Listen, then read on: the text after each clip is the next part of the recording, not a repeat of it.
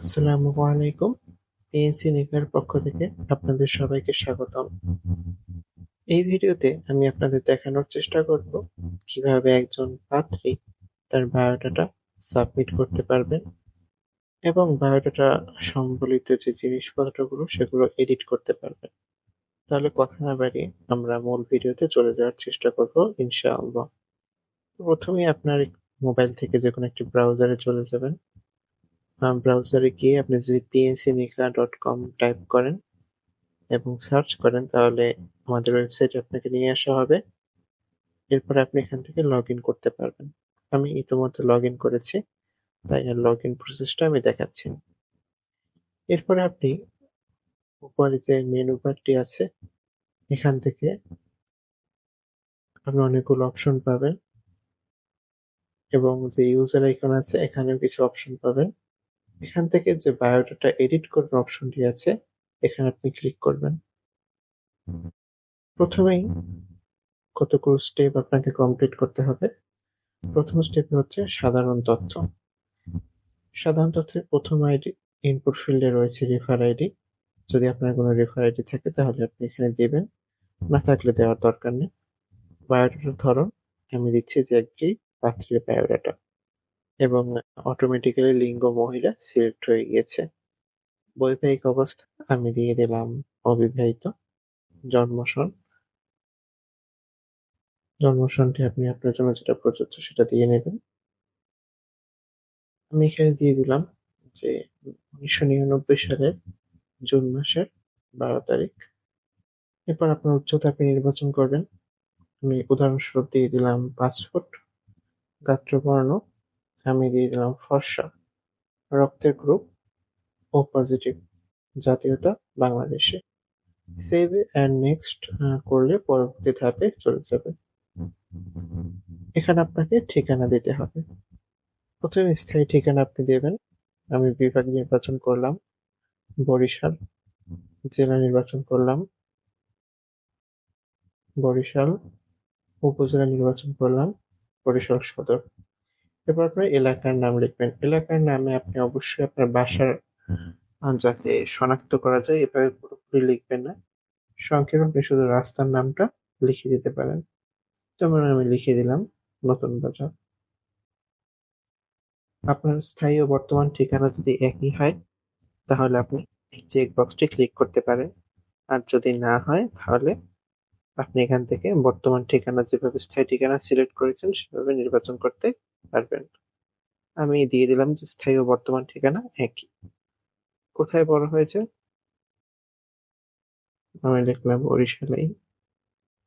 Save and next এবং পরবর্তী ধাপে আপনাকে নিয়ে যাওয়া হবে। এরপর আপনি আপনার শিক্ষা মাধ্যমটি সিলেক্ট করবেন। আমি সিলেক্ট করলাম জেনারেল। সর্বোচ্চ শিক্ষাগত যোগ্যতা আমি সিলেক্ট করলাম স্নাতক। এসএসসি এবং এইচএসসি পাশের সন দিলাম 2015 এসএসসি। আমি বিভাগ দিলাম বিজ্ঞান। ফলাফল দিয়ে দিলাম এ প্লাস। এবার এসএসসির পরে আপনি কোন মাধ্যমে লেখাপড়া করেছেন দিয়ে দিলাম এইচএসসি। এইচএসসি পাশের সন চাওয়া হলো 2017। বিভাগ বিজ্ঞান। ফলাফল এ প্লাস। এরপর আপনি স্নাতকের পড়াশোনার বিষয়টি লিখবেন। আমি লিখলাম বিএসসি ইন সিএসই। শিক্ষা প্রতিষ্ঠানের নাম বরিশাল বিশ্ববিদ্যালয়। পাশের সন 2024। অন্যান্য যদি কোনো শিক্ষাগত যোগ্যতা থাকে আপনি এখানে সুন্দর মতো লিখে দেবেন। এবার দিনী শিক্ষাগত যদি কোনো পদবি থাকে হাফেজ, মাওলানা, মুফতি, মুফাসসির বা আদিব এগুলো আপনার জন্য যেটা প্রযোজ্য আপনি সেটা এখান থেকে সিলেক্ট করবেন। এখানে আপনি মাল্টিপলও সিলেক্ট করতে পারবেন। যাই হোক, এখানে যেহেতু আমার জন্য প্রযোজ্য না সেহেতু আমি পরবর্তী স্টেপে চলে গেলাম। এরপরে আপনার পারিবারিক কিছু তথ্য দিতে হবে। পিতার নাম। পারিবারিক তথ্যগুলো আপনাকে বায়োডাটায় দেখানো হবে না ইনিশিয়ালি যতক্ষণ পর্যন্ত বায়োডাটাটা পারচেজ না করা হয়। পিতার নাম আমি দিয়ে দিলাম আব্দুর রহমান। পিতা কি জীবিত? দিয়ে দিলাম জি জীবিত।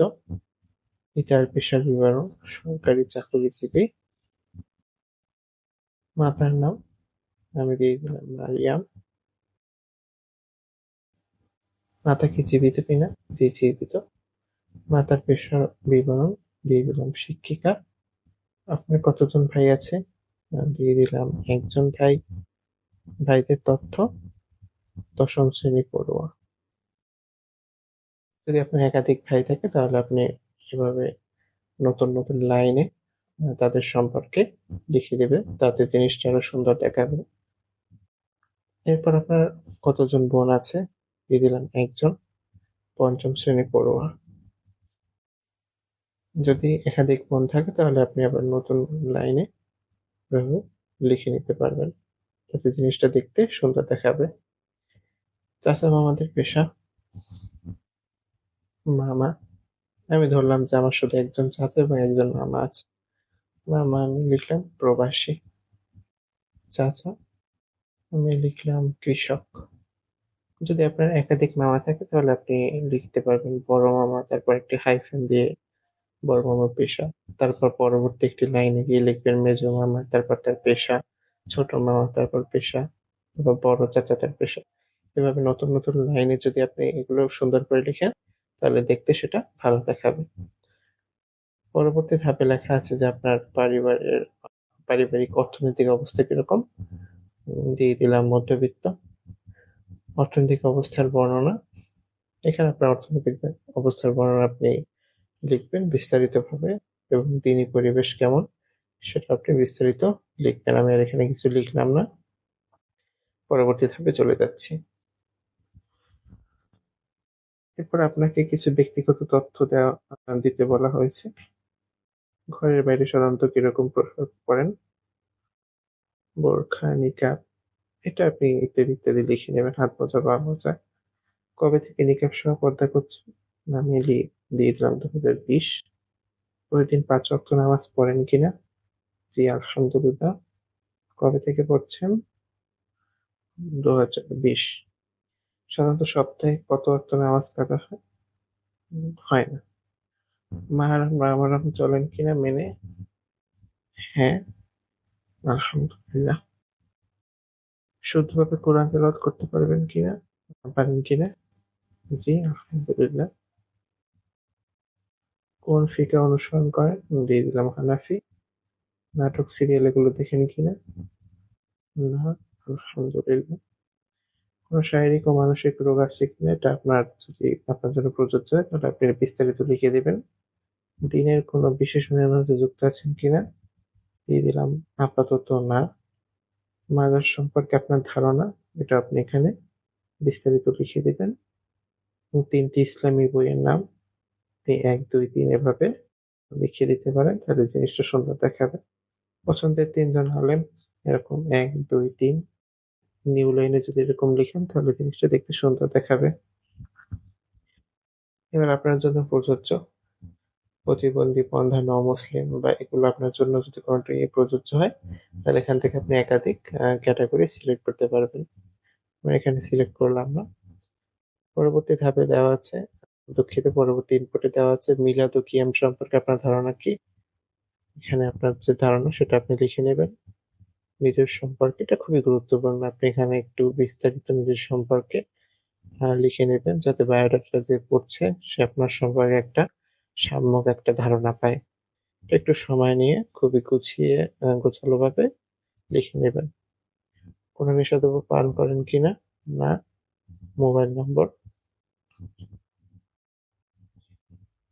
আমি একটা ডামি মোবাইল নম্বর দিয়ে দিচ্ছি।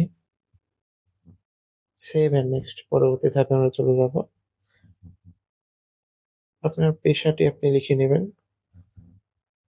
দিয়ে দিলাম যে পেশা নেই, পেশার বিস্তারিত বিবরণ। মাসিক আয় কত সেটাও লিখে নেবেন। যদি প্রযোজ্য না থাকে তাহলে 0 লিখতে পারেন। এরপর বিবাহ সম্পর্কিত কিছু তথ্য। অভিভাবক আপনার বিয়েতে রাজি কিনা? জি আলহামদুলিল্লাহ। আপনি কি বিয়ের পরে চাকরি করতে ইচ্ছুক কিনা? না। বিয়ের পরে পড়াশোনা চালিয়ে যেতে চান? আপনি লিখলেন না। বিয়ের পরে চাকরি চালিয়ে যেতে চান কিনা? যদি লেখাই আছে যে চাকরিজীবী না হলে ঘরটি ফাঁকা রাখুন। যেহেতু আমি দিয়েছি যে আমি চাকরিজীবী না, সেহেতু আমি এটা ফাঁকা রাখলাম। কেন বিয়ে করেছেন আপনার ধারণা? আপনি এখানে একটু বিস্তারিত সুন্দর মতো লিখে নেবেন। আমি সংক্ষেপে লিখলাম যে অর্ধেক দিন পূর্ণ করার জন্য। প্রত্যাশিত জীবনসঙ্গী সম্পর্কে লেখা আছে, এটা খুব গুরুত্বপূর্ণ। তার বয়স কিরকম হবে? আমি লিখলাম 20 থেকে 30 দেওয়া আছে এখানে, একটু বাড়িয়ে দিলাম 26 থেকে 30। গাত্রবর্ণ এখানে একাধিক সিলেক্ট করতে পারবেন, আমি দিলাম যে ফর্সা। আর যদি আপনার জন্য প্রযোজ্য হয় তাহলে আপনি একাধিক সিলেক্ট করে দেবেন। উচ্চতা আমি দিয়ে দিলাম 5 ফুট 6 থেকে 6 ফুট। শিক্ষাগত যোগ্যতা দিয়ে দিলাম স্নাতক।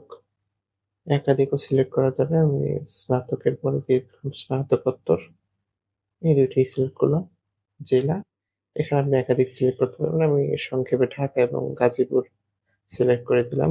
বৈবাহিক অবস্থা প্রত্যাশিত জীবনসঙ্গীর কিরকম হবে সেটা আপনি লিখে দেবেন, দিলাম অবিবাহিত। পেশা ইঞ্জিনিয়ার, ফ্রিল্যান্সার, তারপর শিক্ষার্থী। আপনি এখান থেকে একাধিক সিলেক্ট করতে পারবেন আপনার জন্য যেরকম প্রযোজ্য। এবার অর্থনৈতিক অবস্থা আমি দিয়ে দিলাম মধ্যবিত্ত ও উচ্চবিত্ত। আপনার জন্য যেটা প্রযোজ্য আপনি লিখবেন। জীবনসঙ্গীর যেসব বৈশিষ্ট্য বা গুণাবলী প্রত্যাশা করেন এটা আপনি বিস্তারিত সুন্দর মতো লিখে দেবেন। পরবর্তী ধাপে আমরা চলে যাচ্ছি। pncineka.com ওয়েবসাইটে আপনার বায়োডাটা জমা দিচ্ছেন, তা আপনার অভিভাবক জানেন কিনা? হ্যাঁ। আল্লাহর শপথ করে সাক্ষ্য দিন যে তথ্যগুলো দিয়েছেন সব সত্য? হ্যাঁ।